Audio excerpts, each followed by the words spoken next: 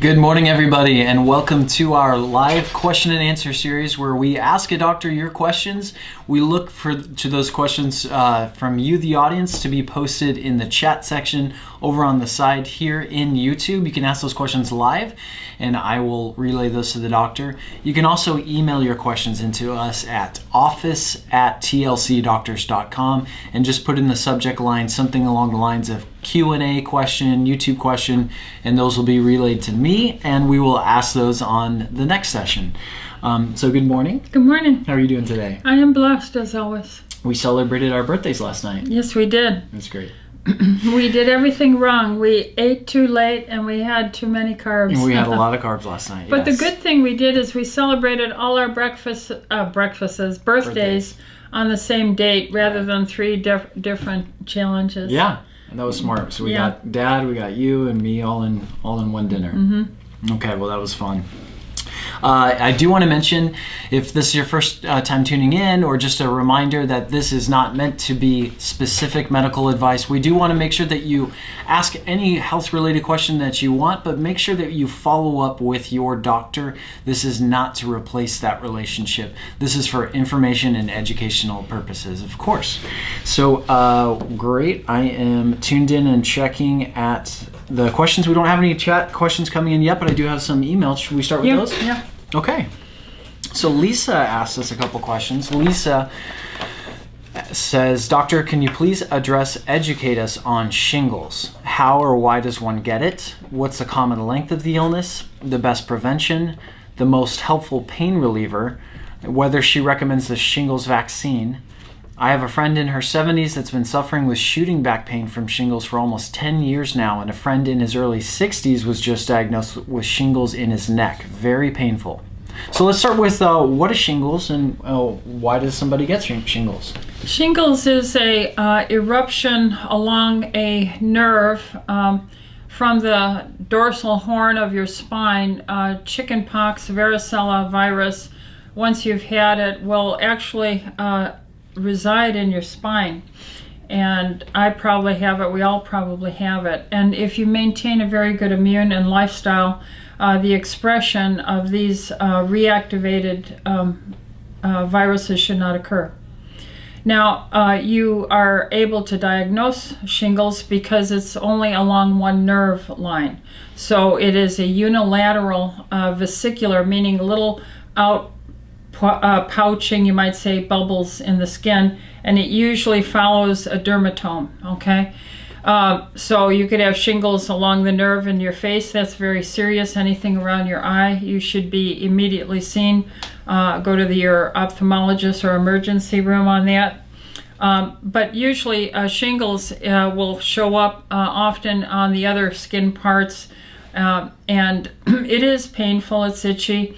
And what brings it on? Usually some stress in your life has wore you down, and your immune system is waxing and waning that way.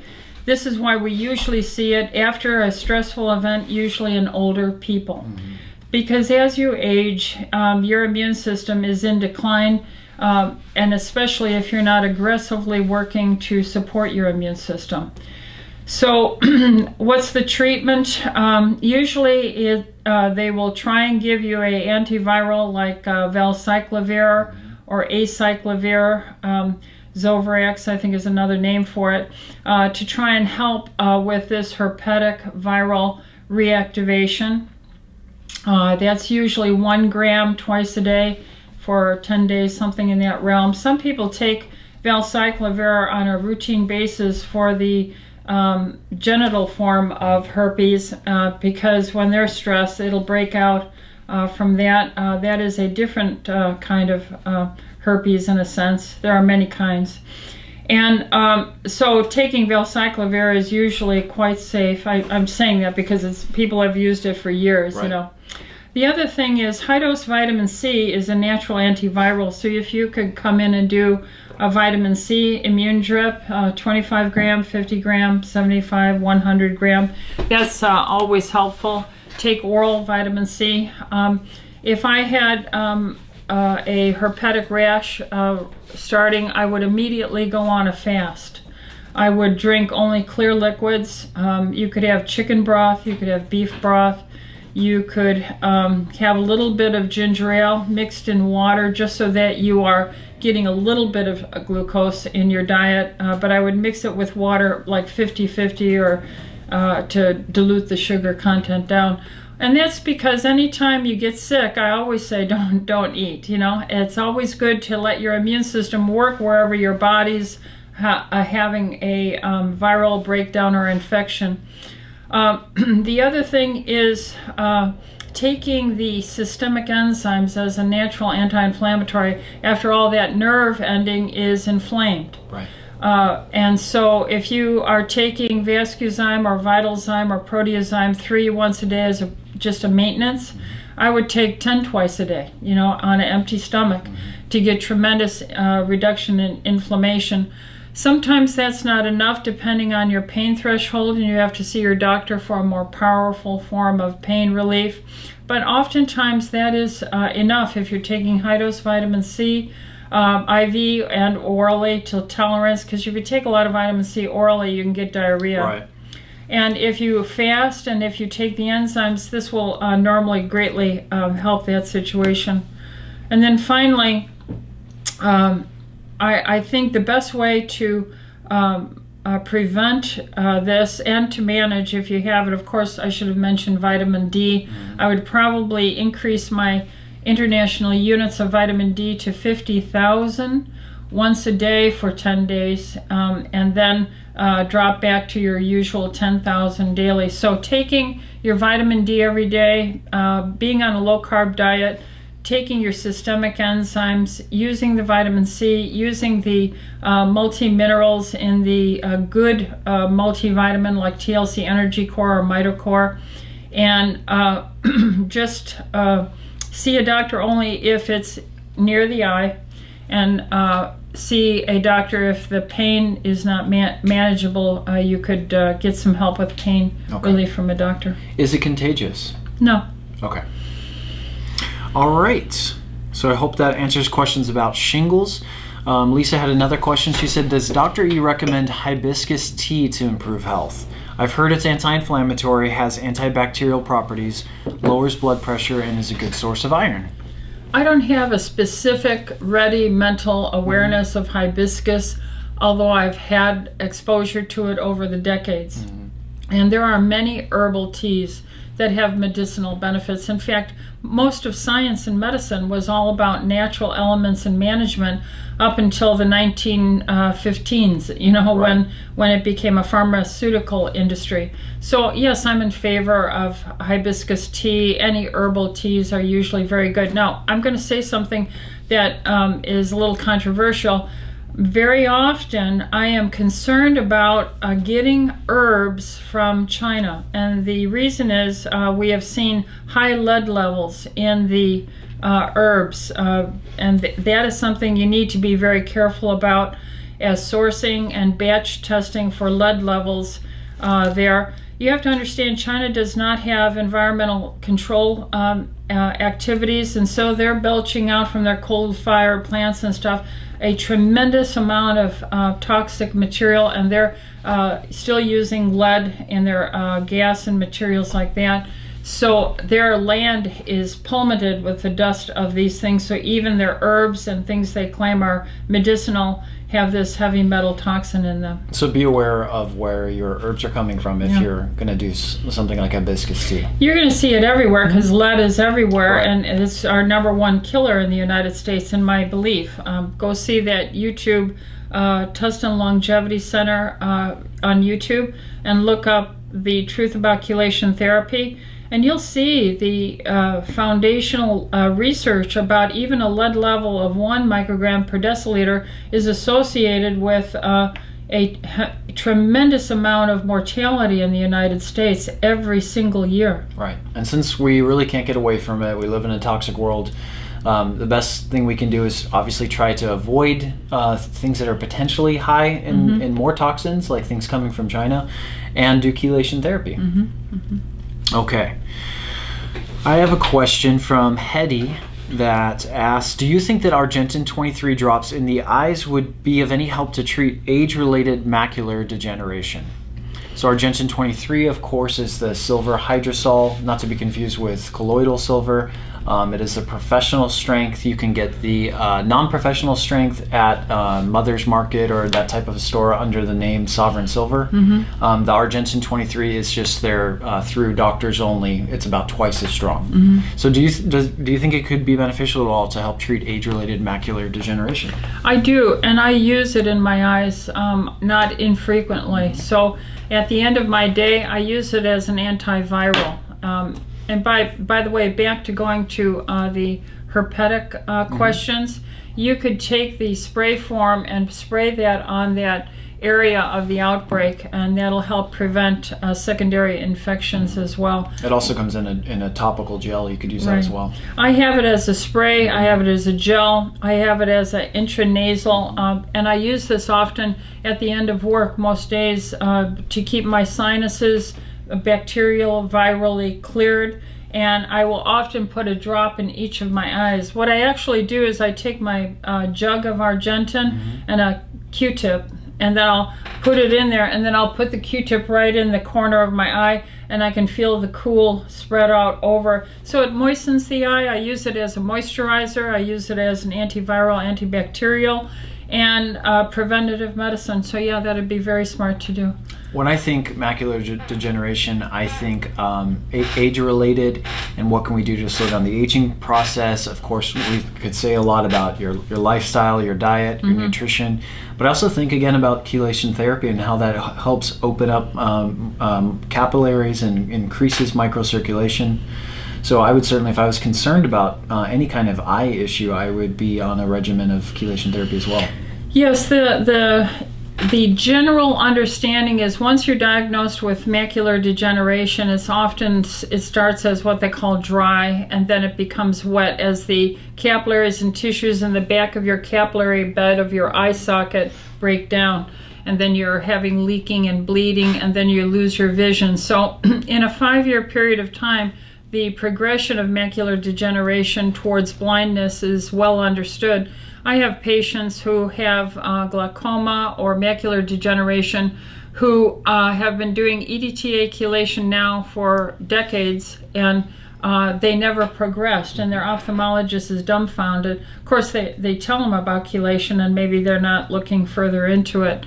But we have actually suspended the progression and improved the vision of people so that they've never lost their driver's license, and they kept on doing that. So yes, it's very, very important. The whole ball of wax pertains to all health. You know, your diet, your lifestyle, your hydration, and chelation will improve that microcirculation as well for macular degeneration. Okay. I have one more email question I'm going to get to, and then I see quite a few questions coming in the chat, which is great. I love that. And I do want to remind everyone that we are here every Wednesday at 9:45 a.m. And as well, you recently added Monday evenings at 6 o'clock, and that is a much longer format, a lot more time for questions that Dr. Ellithorpe allows. So if we don't get to your questions today, be sure to tune in Monday, same channel at 6 p.m. And I will be doing it Labor Day on Monday. You will? Okay. So Labor Day is coming up. It's a 3-day weekend for a lot of people, but Dr. Ellithorpe is going to be here for you on YouTube. Okay. Sarah asks, what are your thoughts, suggestions, and or cautions on both the ketogenic diet and intermittent fasting while breastfeeding?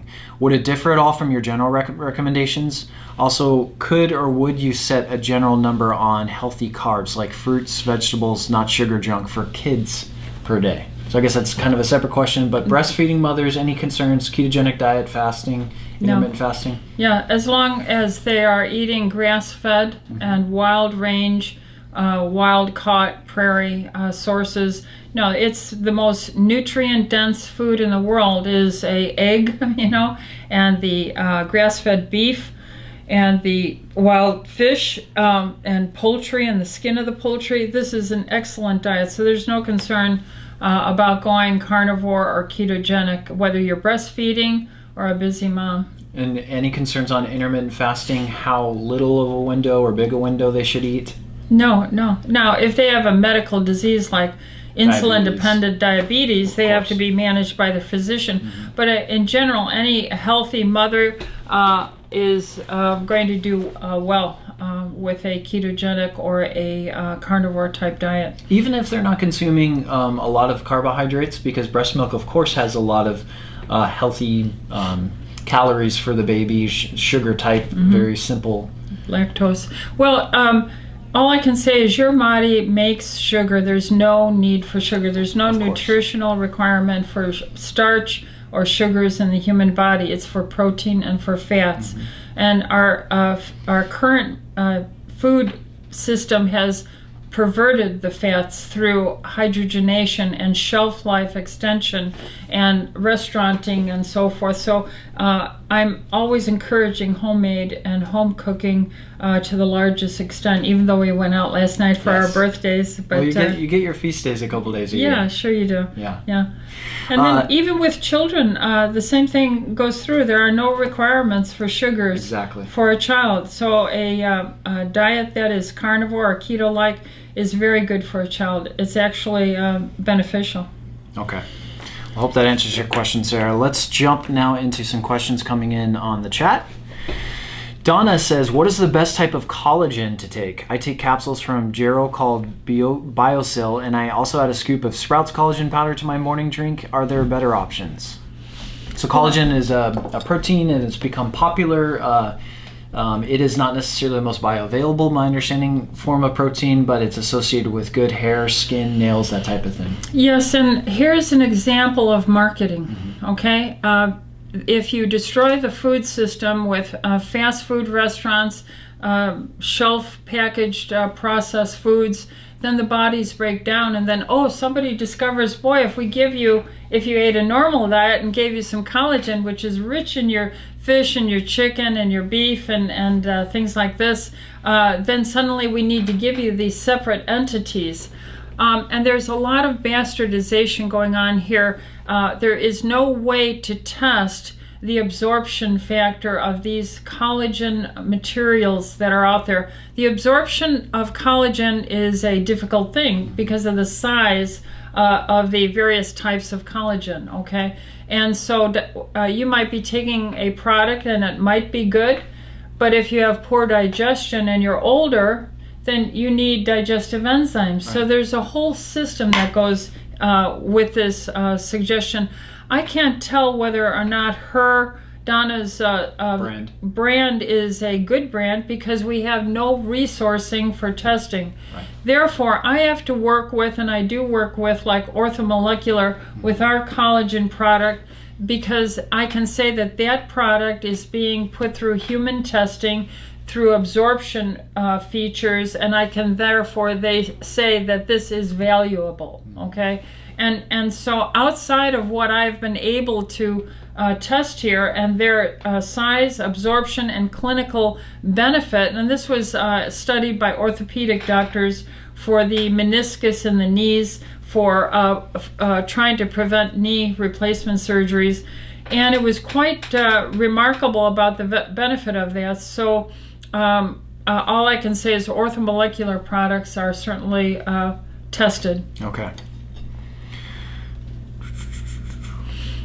Jennifer says, I'm reading that fluoride toothpaste may not be a good idea. Do you have any recommendations for toothpaste without sodium fluoride? How about mouthwash? Is there a safe brand? So this question came up kind of recently on one of our other things. I'm against fluoride toothpaste, and hydrofluorosilicic acid is a waste byproduct of industry that someone smartly decided and bought off congressmen or something to allow this to be used by the FDA in human products.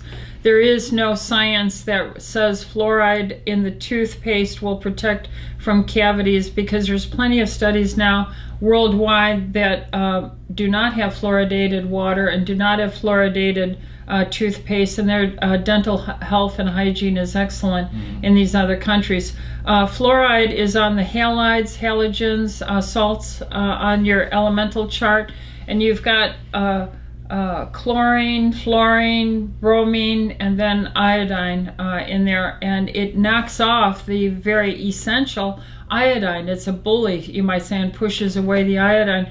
Fluoride is horrible. It depresses the mental focus, it reduces the IQ, and it's just a horrible product. You could just use baking soda and shake a little bit of that on your toothbrush and use that. Now for a mouthwash, I use the same Argentine 23 hydrosol silver, which is nanoparticulate, and that's why it's such a valuable product, and it's a research product. And again, I have to use things that have science behind it. Right. And I will take a sip. I have my 8-ounce bottle, and after I brush my teeth in the morning, I will take a little tiny sip, I'll swish, and I'll swallow it. So it kills bad bacteria in your gut. It doesn't harm the good bacteria. It is a antiviral, antibacterial, antifungal. So I think that is the best oral hygiene practice that you could use. Right. And certainly your local health food store like a Sprouts or a Whole Foods, if you look in their pharmacy area, their hygiene area, you will find toothpaste without fluoride. Mm-hmm. So that's something off the shelf you could get to replace your toothpaste. But if you didn't eat a high carb diet, then the disease and that film plaque won't build up as much. Yeah, there's been some papers written on parts of the world where they can't eat a high carbohydrate starchy diet, and a lot of these people don't have the oral hygiene routine that we do, but the cavity existence is very, very low, or non-existent. Yeah, and Weston Price would be another. He did a lot of research. He's long since dead, but his organization goes on. He was a dentist that showed that fact, and he's the one who really found vitamin K2. Now he called it vitamin factor X. There was some factor that we hadn't isolated in biochemistry, but Weston Price knew about it just through his good science and research, and he said there is something in the dairy for fertility and health and tissue and your whole bone formation in gestation in the body. Having aligned teeth as opposed to crooked teeth indicate malnutrition in the parents, so that factor X is vitamin K2. Don't confuse that with vitamin K1, which is in spinach and leafy green vegetable, which works as an anticoagulant factor as Coumadin. Okay, so you can take vitamin K2. It's totally different. It won't affect clotting. Okay. Yvonne says that my nails and skin are very thin and I bruise easily. I'm 85. Would hormones help this condition? Definitely, yes, they will help this condition. I put, just this morning, my routine is, I go in the bathroom and I put my estradiol cream on, this one click, to my face, and with a little bit left over, I put them on the backs of my hands, so I don't get that, at almost 70, that elderly thinning skin. Right. I eat a low-carb diet, so I'm eating a rich beef, chicken with skin, fish, pork chop diet, eggs and cheese that is rich in all the collagen. Right. So that helps with it, but estradiol itself helps with elastin and collagen, so you don't get as many wrinkles and the crow and the so forth. I scowl a lot, so you would think I'd be all wrinkly. So yeah, hormones help with architectural elastin and collagen, and the diet that we recommend, low carb, eating plenty of protein from wild free-range sources, and then natural hormones will certainly be a help to her. Okay. Amala asks, is it true that most of kids' strep throats resolves on its own if there's no fever involved? Are antibiotics always needed? Well, I'm going to say there is a risk with strep throat, group A beta hemolytic strep, that makes an antibody reaction in the human body that cross-reacts with the genetic structure of valves. And so rheumatic fever is the valvular heart disease from the antibody reaction to that group A beta hemolytic strep. Therefore, in that situation, I am going to say you should use antibiotics so you depress that risk and do not get childhood heart rheumatic disease. Okay, good answer. So Marcia points out actually a part of Lisa's question earlier that we missed about shingles, and that was, what about the shingles vaccine to avoid getting it? What's your thought or opinion on the shingles vaccine? I have not seen it prevent shingles, and as a result, I don't recommend it. I believe a lifestyle is much better, and understanding that we all have the varicella in our dorsal horn of our spine, it would be far wiser to tell the patient to have optimal vitamin D levels, which is antiviral, drink plenty of water, to have a low-carb diet so you don't depress your immune system, to exercise, to get a good night's sleep, to understand how chronic stress needs to be dealt with. You can't just hide stress away and just, try and grit it out. For me, it's my Bible reading every morning. I'm able to turn all my cares over to God every morning in my life, and that's how I divest myself of that stress, so I have an optimal immune system. So no, I don't recommend it. I haven't seen it beneficial anyway. Okay. Christina asks, is drinking water with fresh lemons beneficial to help your body's pH levels and fight off viruses? We haven't found that to be proven in a scientific clinical setting. I know there's a lot of folklore about alkalinity, of the human body, drinking alkaline water, and I am not against putting a squirt of lemon in your water, especially if that's going to get you to drink half your weight in ounces as pounds. If you're 200, 100 ounces a day of water. So I'm all in favor of that, but to imply that that's going to add yet another benefit and say it's because you put a squirt of lemon in it or not, that is not able to be defined. Let's just be clear about it. You can't. Rather, the water itself is so much more beneficial in keeping your pH non-acidic, okay? All right. Another question here from Amela. I hope I'm saying that right. Doctor, I'm your patient. Would you recommend SpectraCell micronutrient test for me because of my increased hair loss? Well, again, I can't use this as a medium for individual advice. In general, if I did a SpectraCell lab, it would help me in determining, and it will look for things like biotin, and I do find biotin very often a low feature in the patients, thousands over decades that I've done, and that's very important in your nail health and your hair health.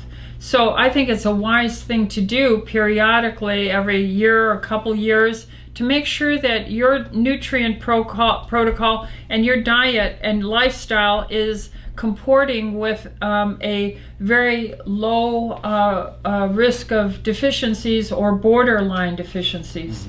So the answer would be yes to anyone. I would do it. It would help me.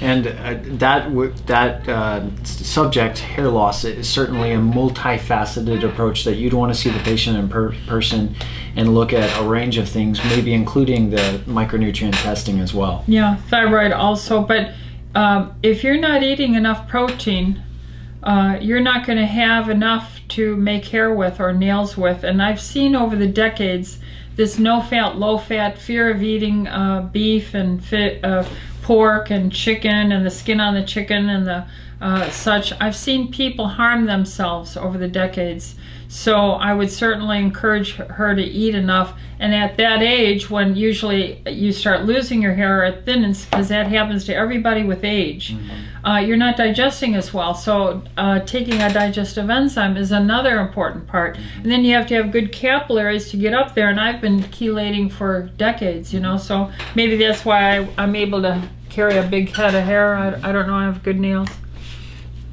All right, we are just about out of time, but I've got a question here, the last one in the chat.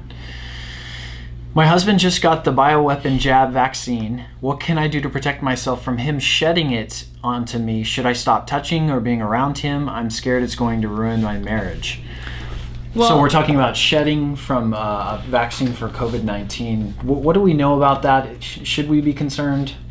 Well, there are papers written on this since 2015 and 2017 about the shedding of the viral material.